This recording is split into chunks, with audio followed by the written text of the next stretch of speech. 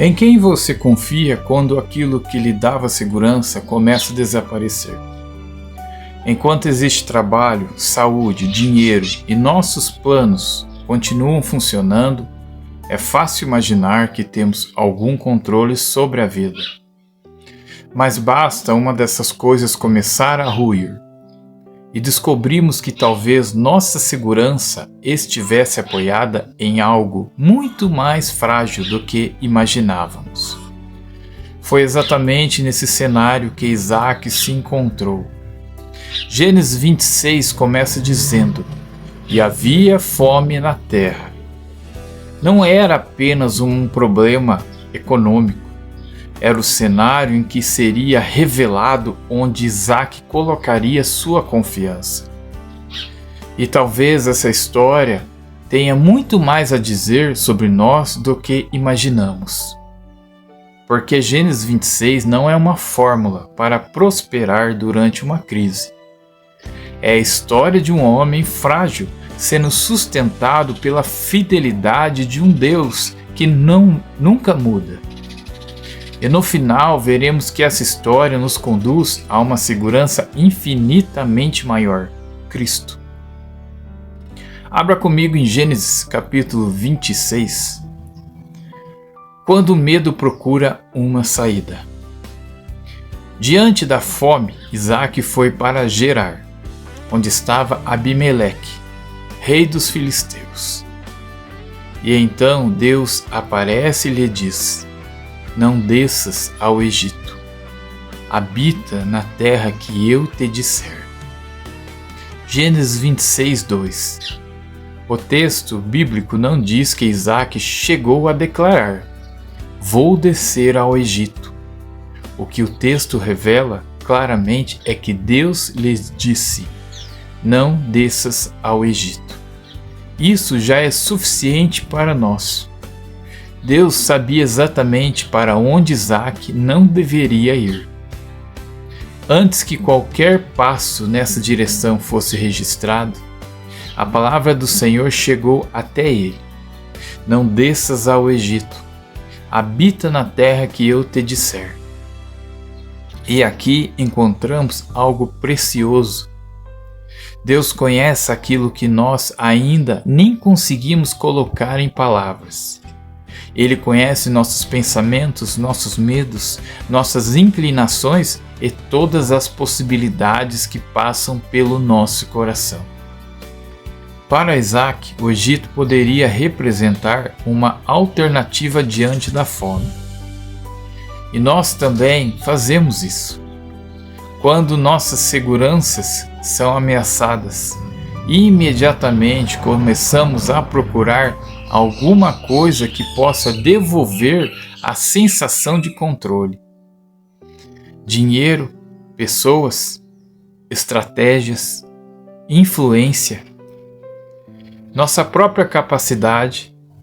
Nada disso é necessariamente mal em si. O problema começa quando aquilo que deveria ser apenas um recurso passa a ocupar o lugar da nossa confiança. E observe o que Deus oferece a Isaac: "Peregrina nesta terra e serei contigo." Gênesis 26, 3.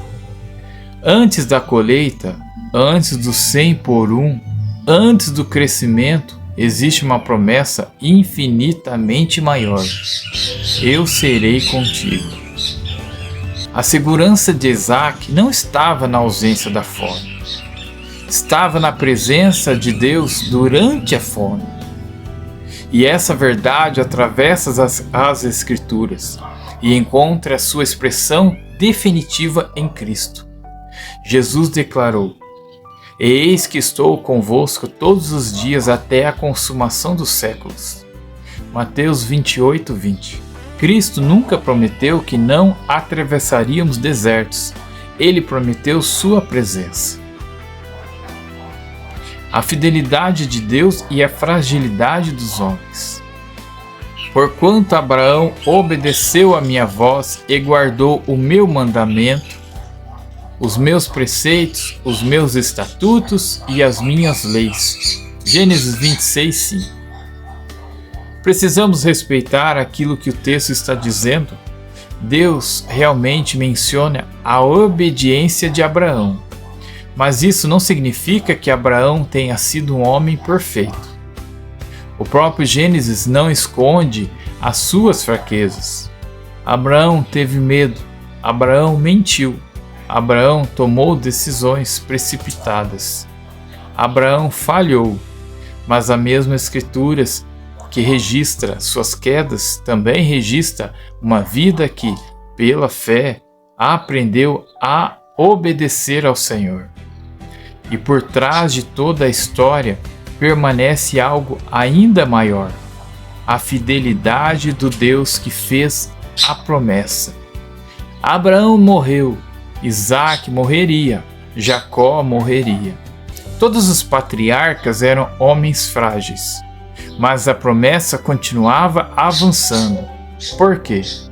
Porque seu último fundamento não estava na perfeição dos homens, estava na fidelidade de Deus. E aqui a história começa a apontar para algo muito maior. Nós também não estamos diante de Deus sustentados pela nossa performance. Nossa esperança não repousa na nossa capacidade de manter um histórico perfeito.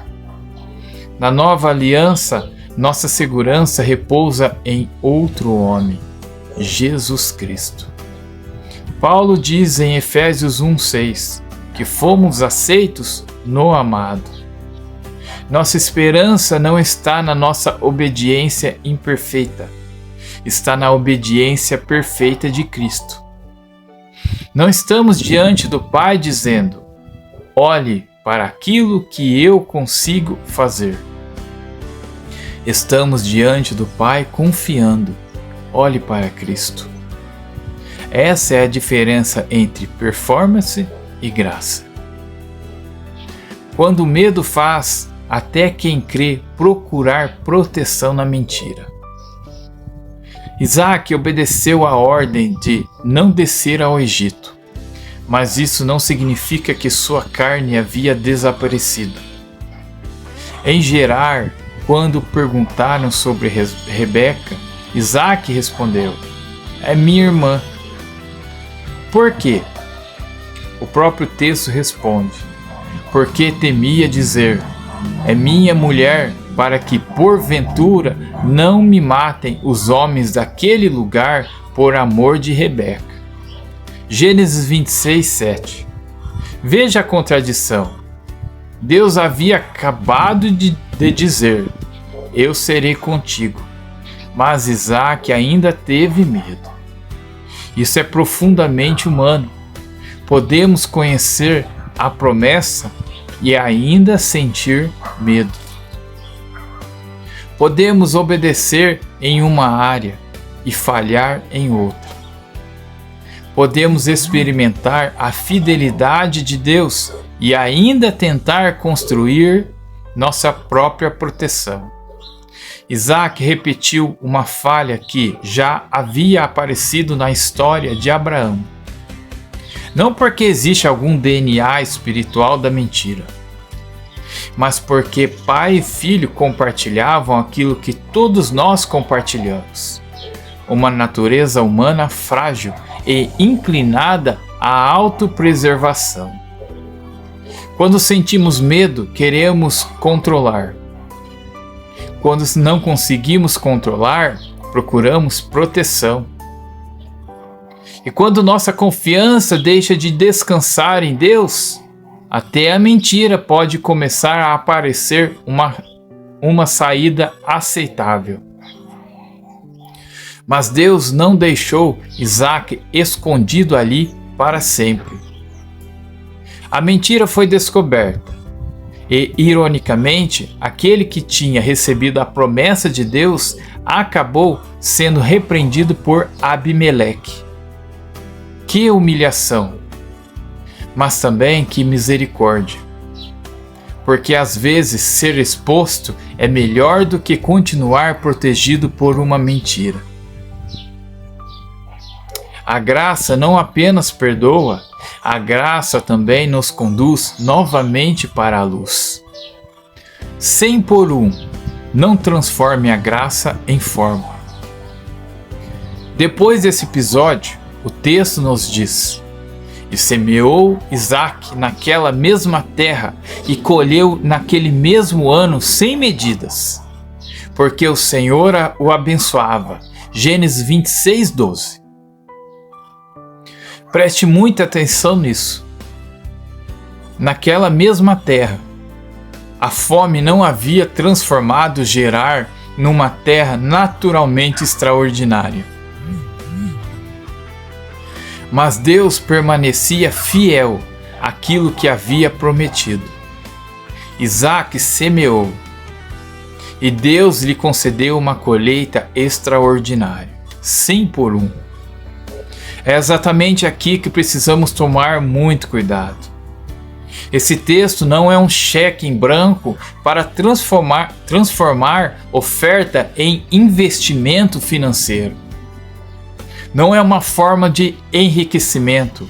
Não é uma técnica para obrigar a Deus a multiplicar dinheiro. E isso seria transformar a graça novamente em barganha. Essa foi uma bênção específica concedida a Isaque dentro da história da promessa. O centro da narrativa não é descubra o segredo financeiro de Isaque. O centro é veja a fidelidade do Deus de Isaque. A fertilidade de Gerar não determinava a fidelidade de Deus. A fome não havia destronado o Senhor. E a fraqueza de Isaque não havia transformado Deus em alguém infiel. Isso também nos protege de outro erro. Não podemos olhar para o 100 por 1 e prometer que todo cristão fiel receberá abundância material. Paulo conheceu a abundância, mas também conheceu a necessidade. Cristãos fiéis perderam propriedades, apóstolos foram perseguidos, mártires morreram sem riquezas, e Cristo continuou, suficiente para todos eles. Portanto, a pergunta não é: como faço para receber o 100 por 1? A pergunta é: Cristo continua sendo suficiente se os 100 por 1 nunca chegarem? É aí que o Evangelho confronta nosso coração. Quando as circunstâncias deixam de ser o termômetro da presença de Deus. Talvez uma das maiores tentações da nossa geração seja medir o amor de Deus pelas circunstâncias. Dinheiro chegou, Deus está comigo. Dinheiro faltou, Deus me abandonou. A porta abriu, foi o Senhor Deus. A porta fechou, o que eu fiz de errado? A saúde está bem, Deus está me abençoando. A enfermidade chegou, será que Deus se esqueceu de mim? Mas se vivermos assim, nossas circunstâncias se transformarão no termômetro da presença de Deus. E o Evangelho nos oferece algo muito mais sólido. Nossa maior evidência do amor de Deus não está na quantidade de coisas que temos, está na cruz. Paulo escreve: mas Deus prova o seu amor para conosco, em que Cristo morreu por nós, sendo nós ainda pecadores. Romanos 5:8. Quer saber se Deus demonstrou o seu amor? Olhe para Cristo. Quer saber até onde foi a graça? Olhe para a cruz. Quer saber onde está a nossa esperança quando tudo desaparece? Olhe para o sepulcro vazio. Gênesis 26 começou com fome, depois veio o medo, depois a mentira, depois a exposição, depois a colheita. Mas se terminarmos olhando apenas para o 100 por 1, perderemos a mensagem maior. Porque Isaac não é o herói perfeito dessa história. Abraão também não era. Jacó não seria. O único homem perfeito das Escrituras é Cristo.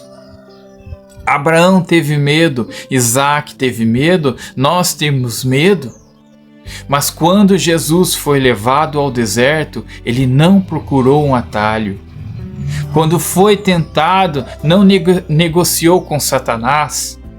Quando chegou a hora da cruz, não construiu uma mentira para salvar a própria vida.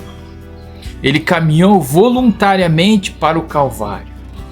E ali aconteceu algo infinitamente maior do que uma colheita de 100 por 1. O Filho de Deus entregou sua própria vida. Foi crucificado, morto, sepultado. E ao terceiro dia ressuscitou, para que pecadores que jamais poderiam salvar a si mesmos recebessem vida nele.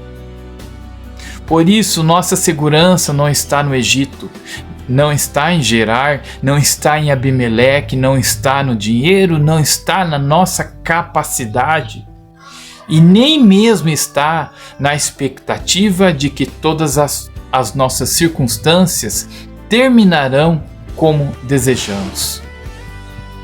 Nossa segurança está em Cristo.